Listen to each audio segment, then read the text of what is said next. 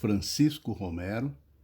Nota: artigo publicado no diário La Nación, de Buenos Aires, em 29 de dezembro de 1940, sobre a filosofia na Ibero-América. Uma das surpresas desses últimos anos é o rápido crescimento do interesse pela filosofia na Ibero-América.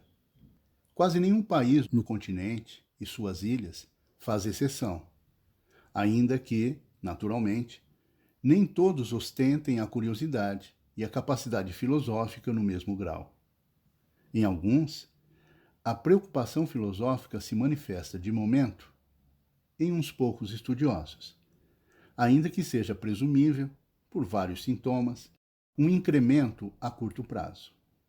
Em outros, é visível a consolidação e ainda a organização do trabalho filosófico em sucessivas gerações. Cito, só por via de exemplo, o Peru, que conta com a figura admirável e patriarcal de Alejandro Octávio de Ustua, bem como com um bom número de homens em distintos escalões de uma produtiva maturidade e com uma elevada quantidade de jovens animados. A aparição de livros de filosofia é já coisa frequente. Nas revistas de cultura acumulam-se os artigos filosóficos. Eu registrei pessoalmente mais de 100, aparecidos durante os anos de 1939 e 1940, e, se pensa nos que não chegaram ao meu conhecimento, uma terça parte, pelo menos, talvez a metade, e nas meras notas bibliográficas extraídas de meu cômputo, se terá uma ideia aproximada da considerável massa de tais publicações na América de nosso idioma. O fato é digno de atenção e merece alguns comentários. Há de se assinalar, antes de tudo, a distinta qualidade da atual projeção da filosofia, se comparada com a de outras épocas. Em tempos distantes, se filosofou sem dúvida na América, de fala espanhola e portuguesa. Nota: veja o trabalho de Aníbal Sánchez Reolé, Panorama das Ideias Filosóficas na Hispanoamérica, publicado na revista Terra Firme, volume 2, número 2, em Madrid, 1936. Porém, sem que isso atestasse um interesse notável pela intensidade nem pela extensão. Ou se filosofava em função da cátedra, por exigência de planos de estudo, ou o interesse pessoal era tão solitário que constituía raridade e ficava sem eco efetivo. Em épocas mais próximas, começam a surgir aqui e ali homens com vocação bem definida, antecedentes imediatos do movimento presente. Sua capacidade e energia, o tamanho do esforço que tiveram que cumprir, não necessitam ser ponderados. Mestres de si mesmos, nada receberam senão por seus próprios esforços, e se aplicaram a uma tarefa que nem teve o estímulo do auxílio magisterial, nem se viu incitada por uma consideração ou respeito geral para com este gênero de estudos. Às vezes, exerceram influência em pequenos núcleos.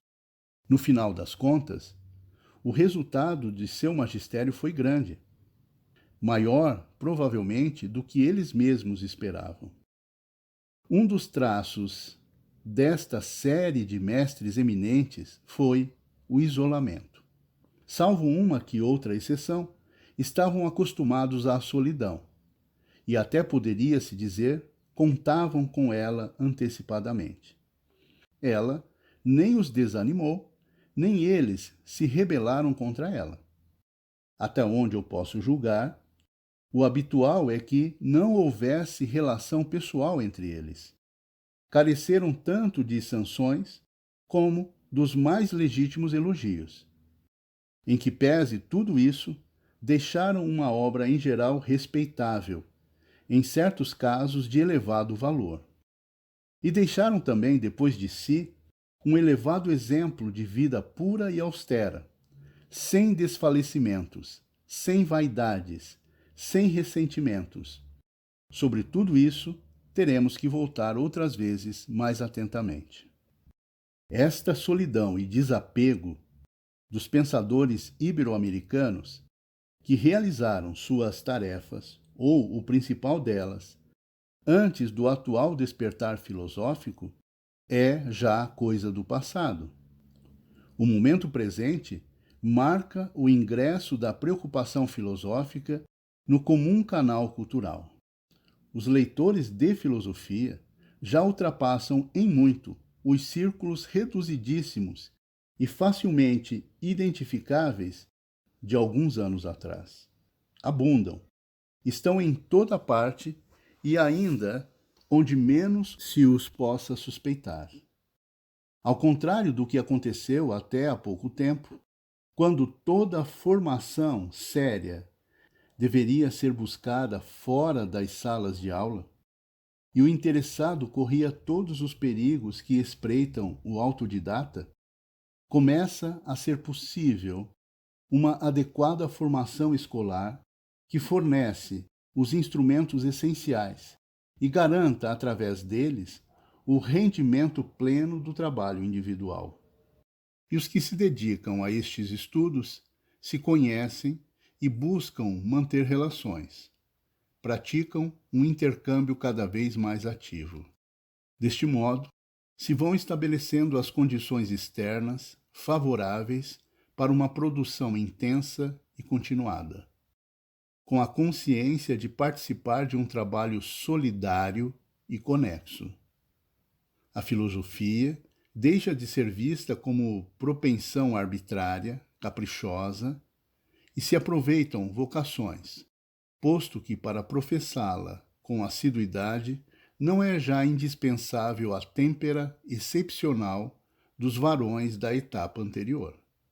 Em poucas palavras, se inicia uma etapa de normalidade filosófica. Vejamos o que entendemos por normalidade filosófica neste caso.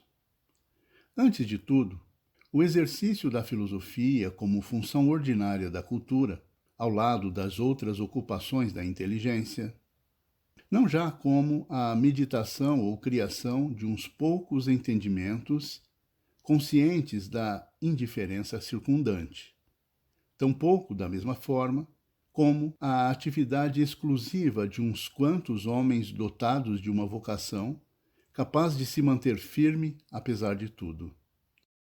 Como qualquer ofício teórico, a filosofia permite, e ainda requer, a contribuição de mentes, não extraordinárias.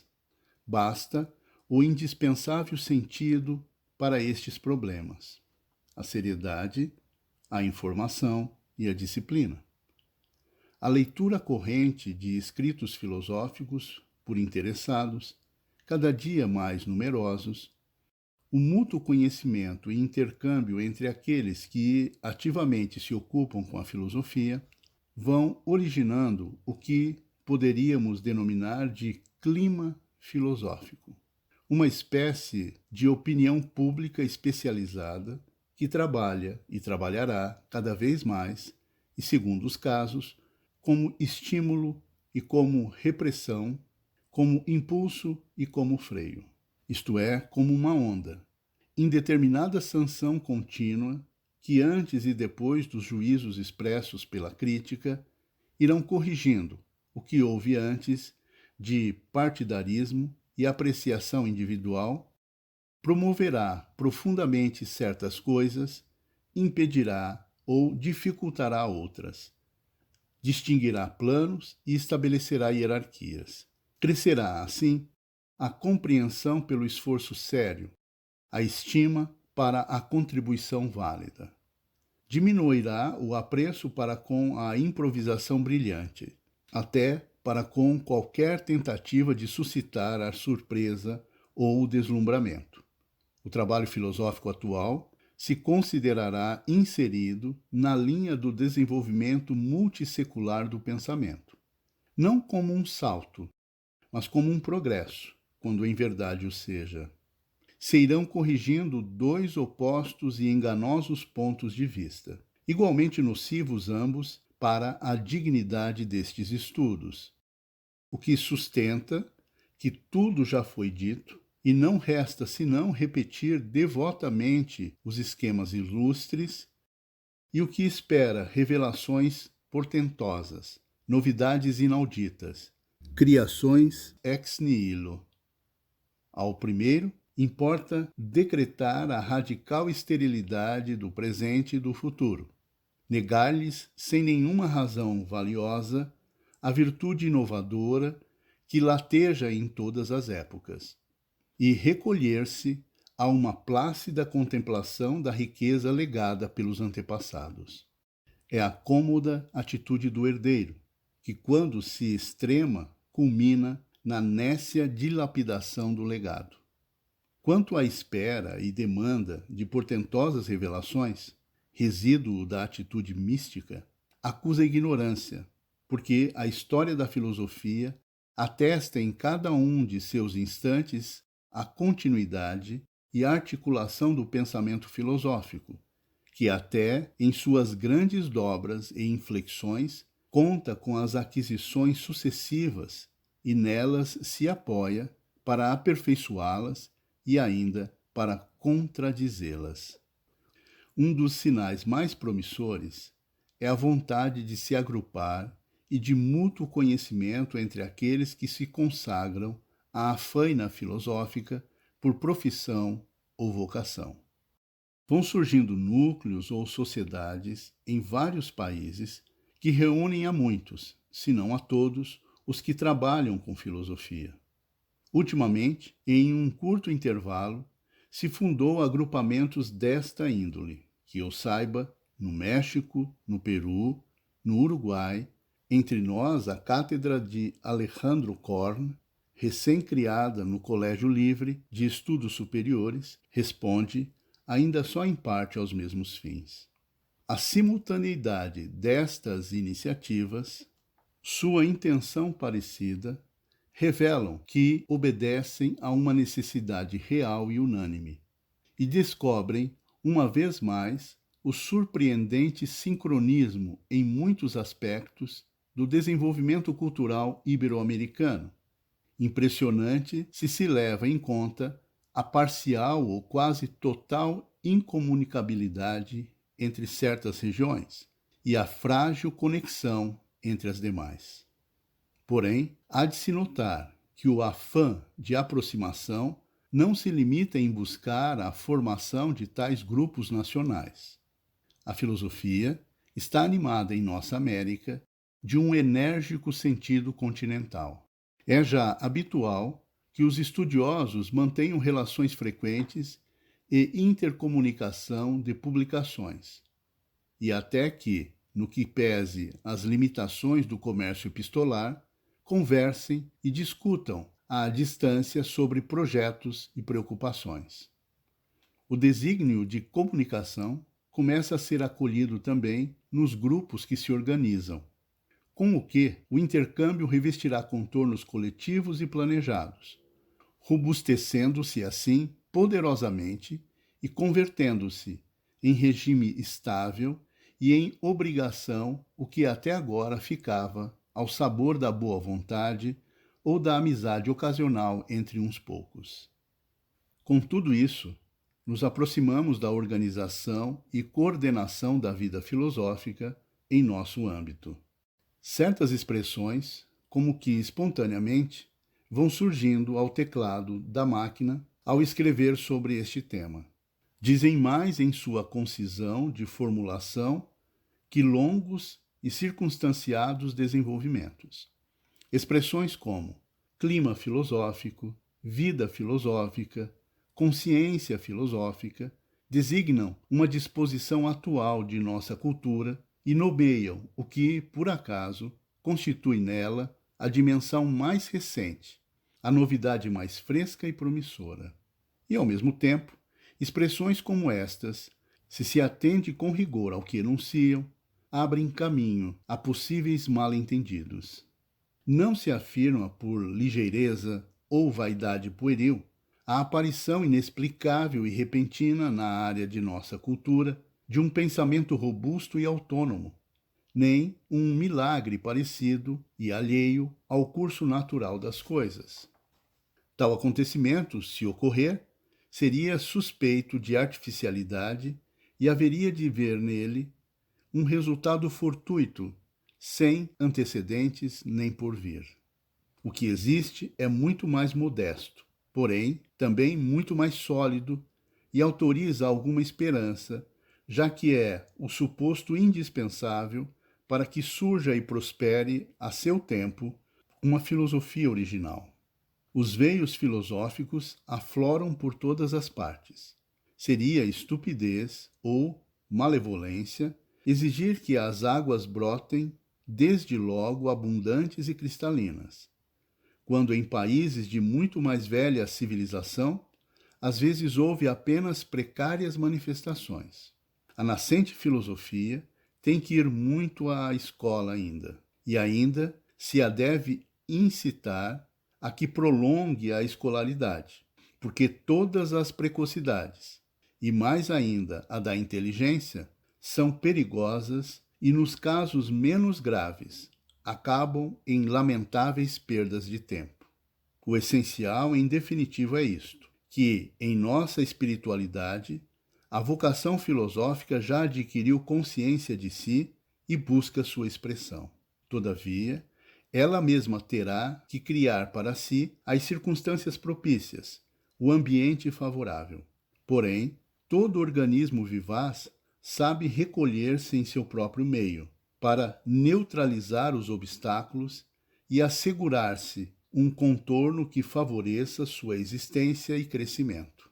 O que avançou nestes últimos anos é tanto que apenas vale a pena recordar certas indiferenças culpáveis, os ditames daqueles que argumentavam mais ou menos assim: posto que até agora não existiu verdadeira filosofia entre nós, é porque somos ineptos para filosofar, como se em alguma parte houvesse havido plena e compacta filosofia antes de havê-la. Um dos sintomas de que nossa vocação filosófica, alimentada por todos os grandes mananciais do pensamento, adquiriu consciência de si como energia plural e unânime, é sua amorosa volta para o passado. Toda a autoconsciência, ao averiguar o que se é, coloca com isso um problema de origem. Pergunta de onde se vem.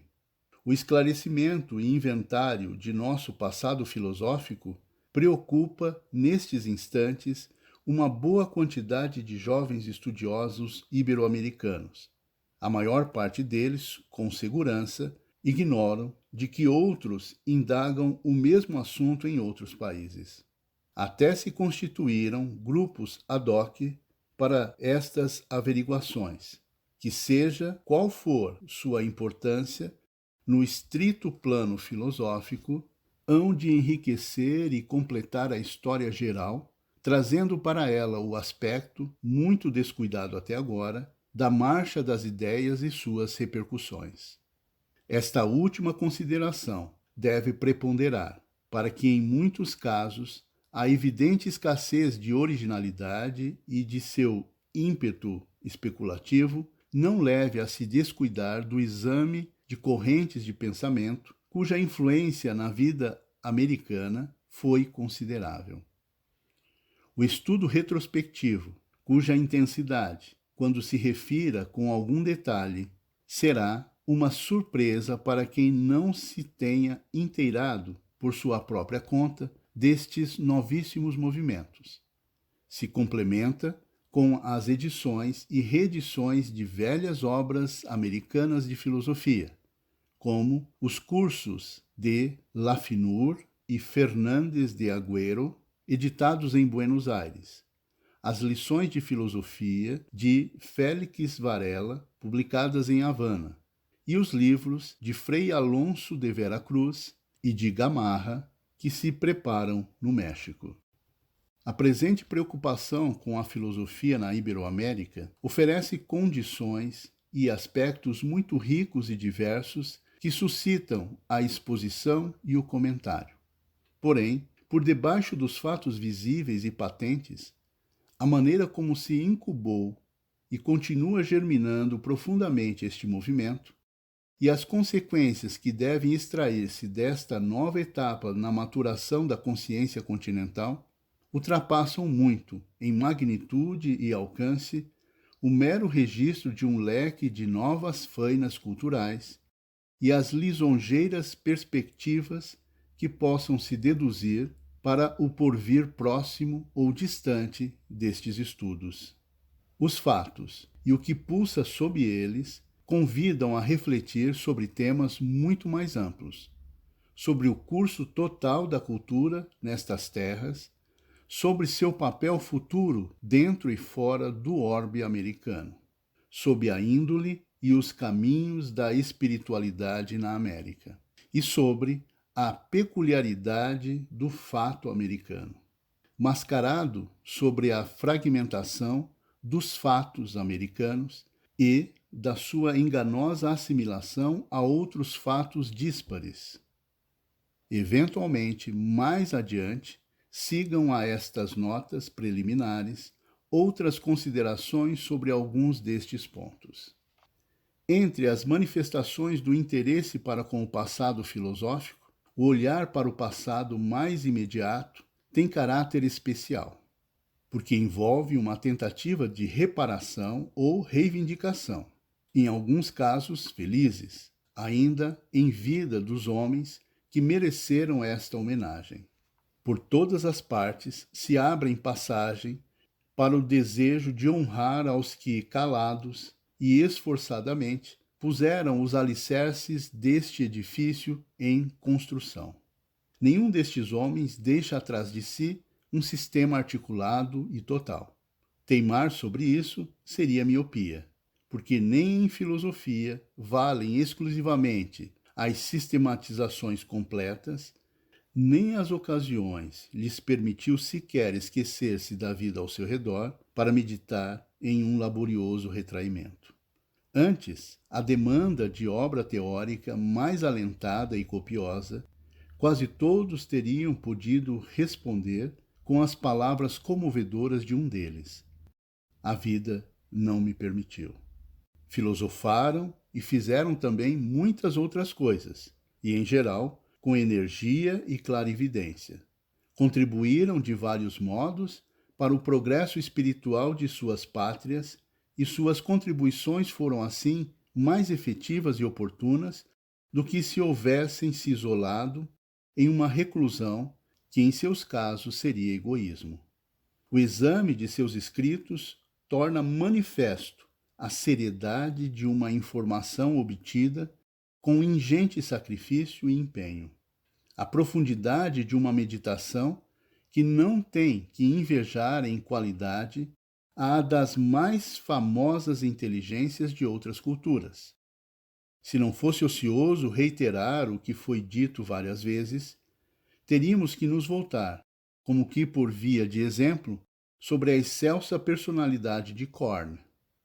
Se não temesse ferir uma excessiva modéstia, falaria das virtudes excepcionais da vida e do pensamento de outro filósofo próximo a nós, para o qual temos que recorrer às palavras que qualificam a mais nobre e pura grandeza.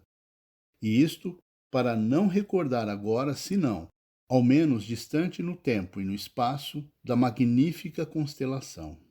De muitas maneiras se patenteiam de imediato o que há de genuíno na atual laboriosidade filosófica, seu caráter de expressão fiel de uma consciência, ainda sem o menor atrativo exterior, sem outro estímulo que não seja seu próprio impulso.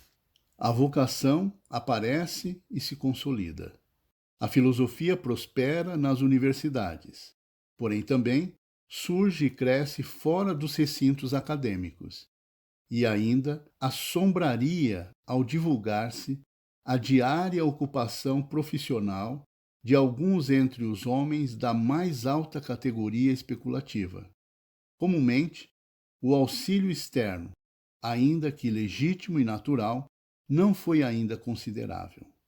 Tudo foi imposto por sua íntima energia, corroborada, em ocasiões, por singulares incitações forasteiras. Uma justa exceção há de se anotar no que concerne à ajuda externa. A parte dos diários maiores e das revistas foram grande no enraizamento e extensão destas preocupações. Não se contentaram em apenas recolher a colaboração filosófica, senão que a solicitaram e também a promoveram, distribuindo-as em suas páginas, com frequência mais de uma em um mesmo número, estimulando o escritor, familiarizando o leitor com estes assuntos, suscitando indiretamente a vontade de comunicação e intercâmbio entre aqueles que viam uma ou outra vez suas assinaturas sob artigos de parecido jaez. Algumas revistas chegaram a abrir secções especiais para assuntos filosóficos e uma, a da Universidade Católica Bolivariana, Colômbia, se adiantou a dar este título a uma secção permanente, a Filosofia na América. Final do artigo.